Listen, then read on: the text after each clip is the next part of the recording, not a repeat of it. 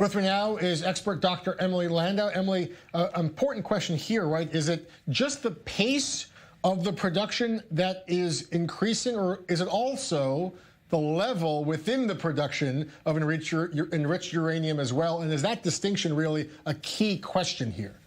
Well, if they increase the rate of production, then they're going to reach the limit conceivably faster than if they didn't increase it. We just spoke a few weeks ago about the Iranian threat. Yeah. What Amano said is basically, yes, Iran carried on through with their threat. But the level of the enriched uranium is still low, right? But it's still around 200 kilograms, I think, and the limit is 300 kilograms. So what does that mean? Like, what's the difference between 200 and 300? Well, it's an arbitrary number that was chosen with the deal that they would have to keep their stockpile at 300 kilograms, not to go over that limit. It doesn't have any special meaning except that it's a low enough number that they're not afraid that Iran can easily enrich that to high levels that you need for fissile material. So the IAEA says there is no doubt now that these centrifuges are active again, that the pace of production is increasing, but they're not even sure exactly when that stockpile limit would be reached. Is there any way of tracking exactly when they would exceed that stockpile? Well, if they continue at this rate, I think within several weeks or so, they could get close to that limit. And of course, the Iranians have threatened that they will, exceed the limits of the JCPOA and that they might even leave the JCPOA.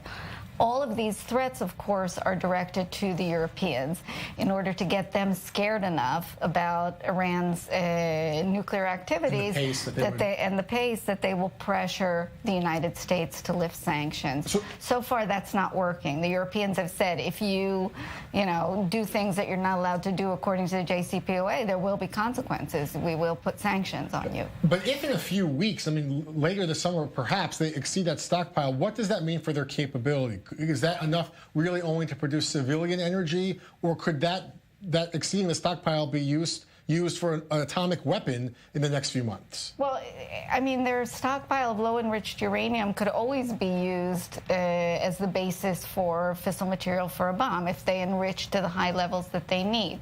In other words, this stockpile and their increased production, we're still talking about low-enriched uranium. They haven't gone to 20%, and certainly they're not going to 90%. So it's low-enriched uranium. It's a certain stockpile. If Iran, we just heard Ali Heinonen, who used to be the deputy head of the IAEA, was here in Israel, gave interviews on this.